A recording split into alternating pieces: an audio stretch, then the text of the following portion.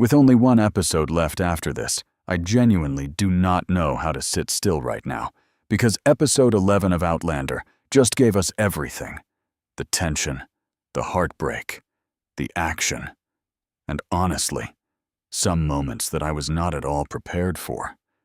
After everything that happened with Lord John Grey being taken captive, after William's anger finally melting away, and after Jaime standing on the edge of the biggest battle of his life, episode 11 brought all of those storylines crashing together in a way that I did not see coming.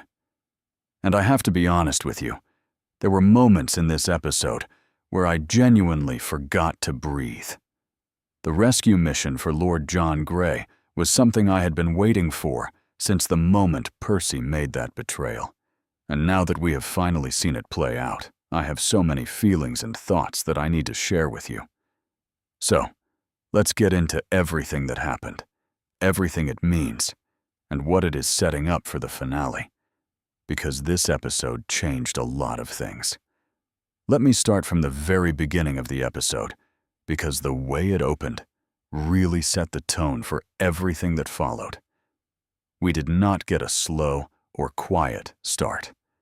From the very first moments, there was this heavy, pressing feeling, like the world of the show had shrunk down to just a few desperate people trying to hold everything together before it all falls apart. And honestly, that is exactly what episode 11 felt like from start to finish. A group of people who love each other, scrambling against time, against enemies, and against their own fears. All while the war outside is growing louder and closer with every passing hour.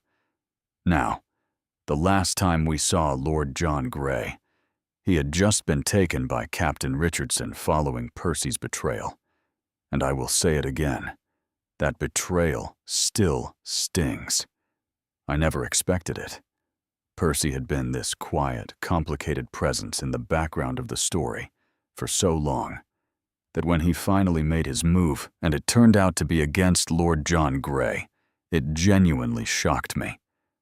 But what episode 11 does so well is that it does not let you sit in that shock for too long. It picks up with William, and the moment William finds out that Lord John Grey has been taken, the change in him is immediate and powerful.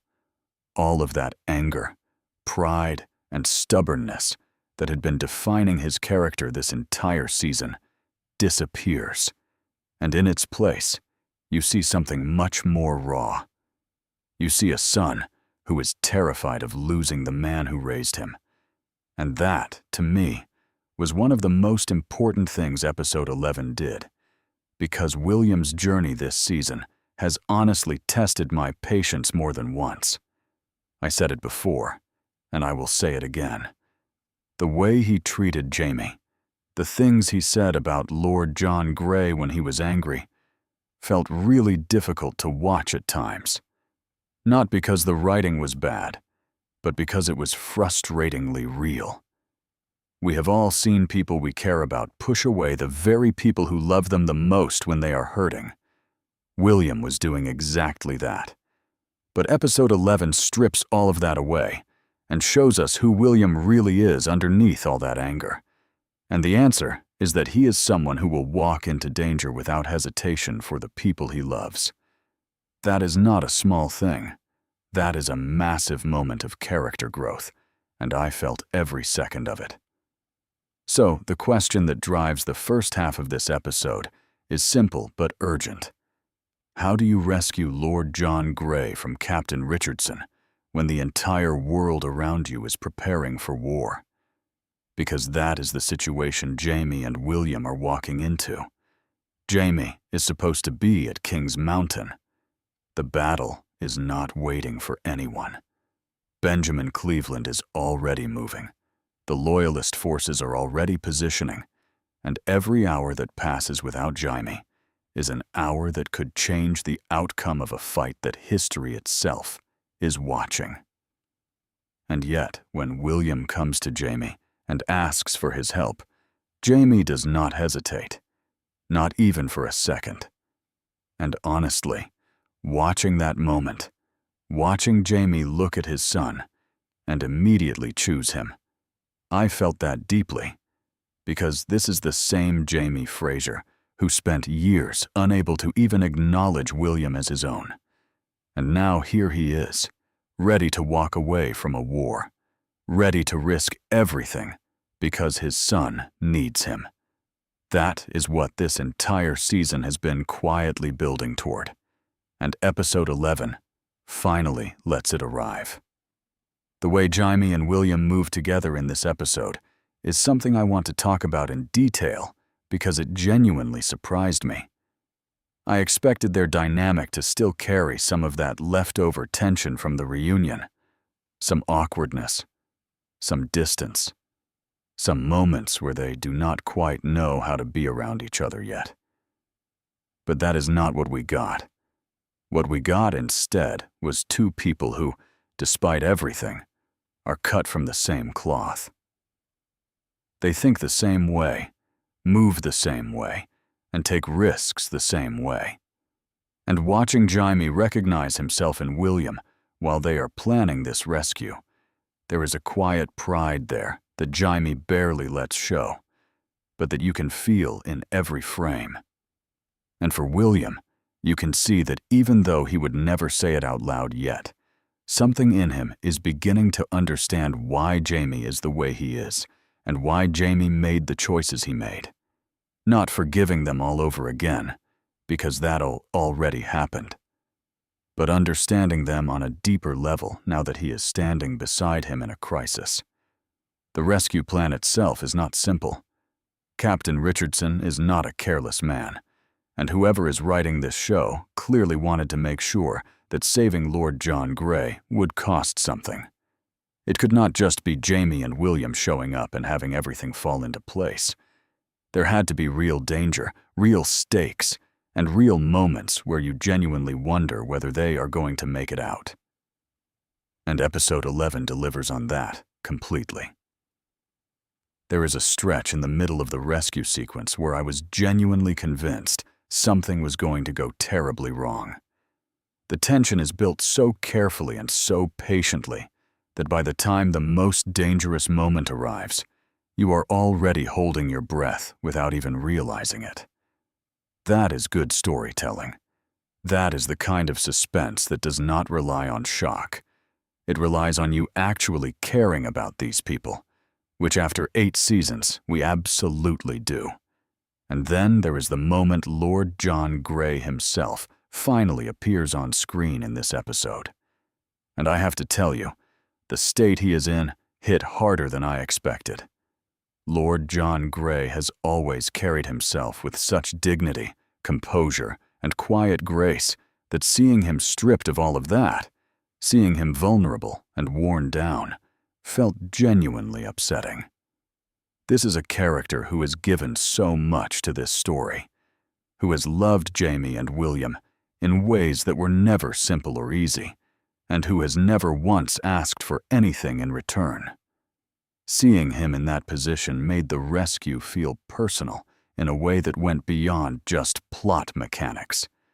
It was not just about getting him out. It was about restoring something that should never have been taken from him. And when Jamie and William finally reach him, I will not tell you exactly what happens, but I will tell you that the emotion in that scene is real, heavy, and absolutely worth every minute of waiting. Now, once the rescue is underway, episode 11 shifts in a way that I genuinely did not expect, because up until this point, the episode had been moving at this urgent, breathless pace, every scene pushing forward and every moment feeding directly into the next.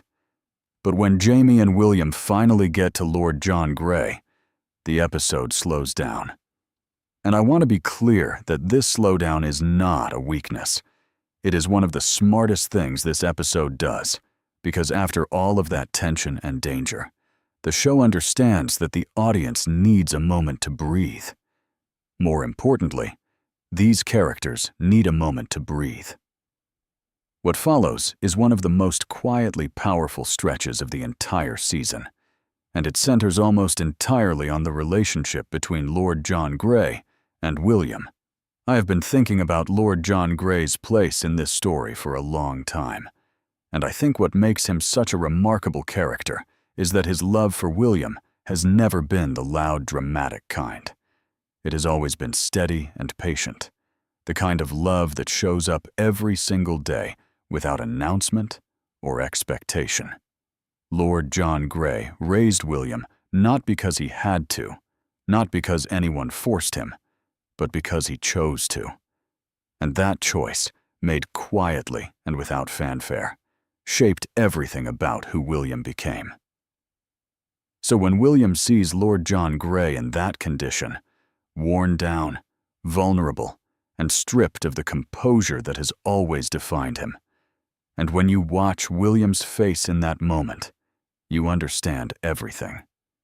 You understand that no matter how angry William got this season, no matter how many walls he put up, this man is his father in every way that actually matters. The conversation between them in this section of the episode is not long. It does not need to be. What strikes me about it is how much is communicated in what is not said. William does not launch into a speech, and Lord John Grey does not try to explain himself or justify anything. Instead, there is this moment of simple, unguarded recognition between two people who love each other and who have both been carrying a lot of pain. And honestly, watching that exchange, I felt something loosen in my chest that I had not even realized was tight. Because this season put William and Lord John Grey through so much distance and hurt, that seeing them find their way back to each other quietly, without drama, just two people choosing each other again, felt like a genuine relief. But episode 11 does not let that emotional moment stand alone for too long, because the war is still coming. And this is where the episode starts pulling in multiple directions at once in a way that keeps you completely off balance. While Jaime and William are still in the middle of extracting Lord John Grey, we cut back to Claire and Brianna. And the shift in atmosphere is immediate, because whatever Jaime and William are doing carries this focused, forward energy. They have a mission, they have each other, and they are moving. But Claire and Brianna are in a very different emotional space. They are waiting, and waiting, when you love someone who is walking into danger, is its own kind of suffering. Now, I said in my last video that I did not fully understand Claire and Brianna's resistance to Jaime going to war. And after watching episode 11, I want to revisit that, because this episode gave me a much clearer picture of where that resistance is coming from. It is not that Claire and Brianna do not believe in the cause. It is not that they do not understand what this battle means, or why Jaime has to be there. It is something much more personal and frightening than that. Claire has already seen too much loss. She has already lived through too many moments where the people she loved did not come back. And Brianna, who grew up without Jaime for most of her life, is not ready to lose him again. Not now. Not when they have finally had this time together. Their fear is not weakness. It is love. And episode 11 makes sure you feel that distinction. There is a scene between Claire and Brianna in this episode that I think is going to stay with me for a long time. It is not a dramatic scene. There are no big revelations or plot twists hidden inside it. It is just two women sitting together, both of them afraid, both of them trying to hold themselves steady while the world outside moves towards something they cannot stop.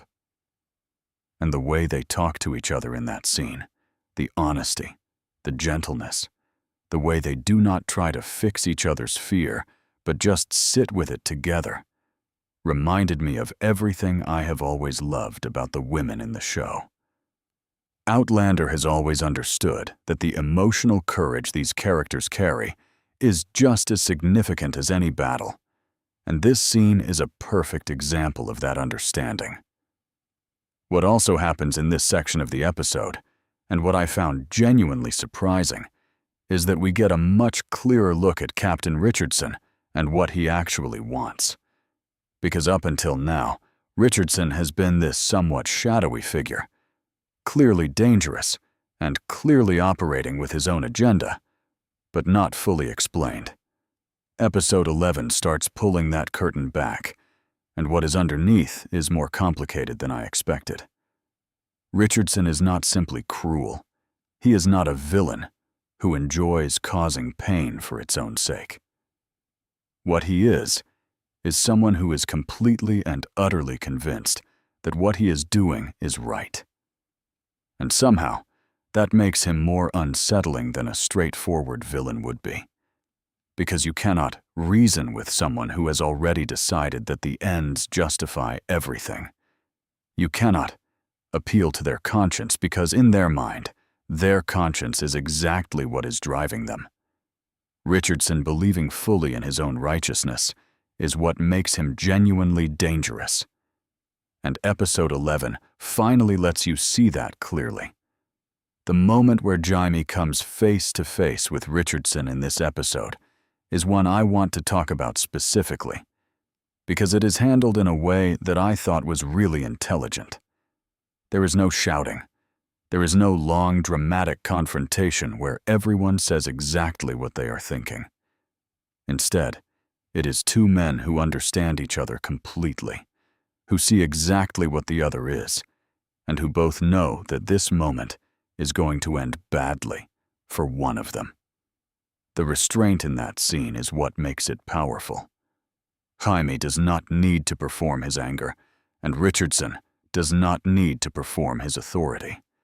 They are simply two forces meeting, and the air between them is heavy with everything that does not need to be said.